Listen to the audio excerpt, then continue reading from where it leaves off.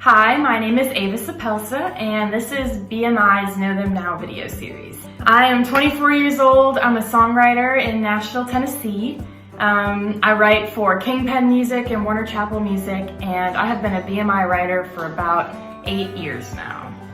So to me, country music means storytelling. One of the things that made me fall in love with writing country was the way that country lyrics are written, and the way you can really portray so much in just 3.5 minutes in one song. Another thing that I've really noticed living in Nashville is that country music really does mean a family and a tight-knit community. I think it's the only genre that kind of lives by its own rules and has a very tight group of people that work in it, and all of us are here in Nashville, which is so awesome. So I haven't met my musical icon yet, and there are probably a couple different people, but the first one that comes to mind would be Taylor Swift. Like many girls my age, I'm 24 years old. She was kind of like the reason I started playing guitar when I was 11 or 12 years old, the reason I wanted to write songs. So haven't met her, hopefully one day, but she's somebody that for me was sort of like the spur of my creative process. When I was little, I wanted to write songs just like she did when I was a kid, and that's kind of what led me here.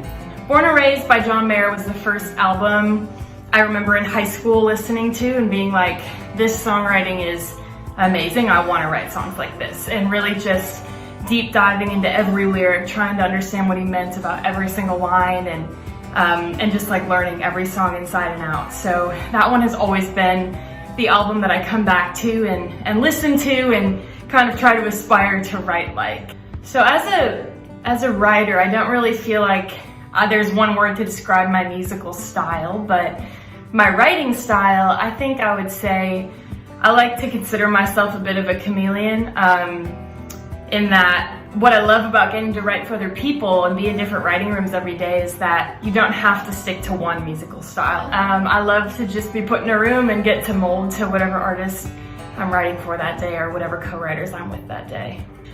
My creative process these days is very fluid because I am with different co-writers, usually new people, most days of the week. So I usually try to just sort of see what serves the room I'm writing in best that day. But when I'm writing by myself, I, like a lot of writers in Nashville, I usually go off of ideas that I've accumulated over time that I keep track of on my phone or in a notebook. And I try my best to just go with my first instinct right off the bat musically and just see what comes out, just like mumbling lyrics while playing guitar, and trying to see what best matches the lyrical concept that I've decided to run with. I think it usually ends up being like that in co-writes too. If, one of us has a title we bring in that day, I really love to go with whoever in the room, whether it's myself or my co-writers. The first instinct usually feels so good that I like to usually run with that musically and see where it takes us. So I think one piece of advice that I have found really helpful throughout my time in Nashville and being in the music industry that I would give to someone new entering the music industry is that you may not always be the most talented player, singer, writer in the room, but you can always be two things: the kindest and the hardest working. And that's something that I've really tried my best to embody and live by since I moved to Nashville 4.5 years ago. You can always work harder than someone. You may not have the same level of God-given talent as someone else, but what lies in your control is your work ethic and how you treat other people. Thank you guys for watching. Thank you BMI for featuring me in this series.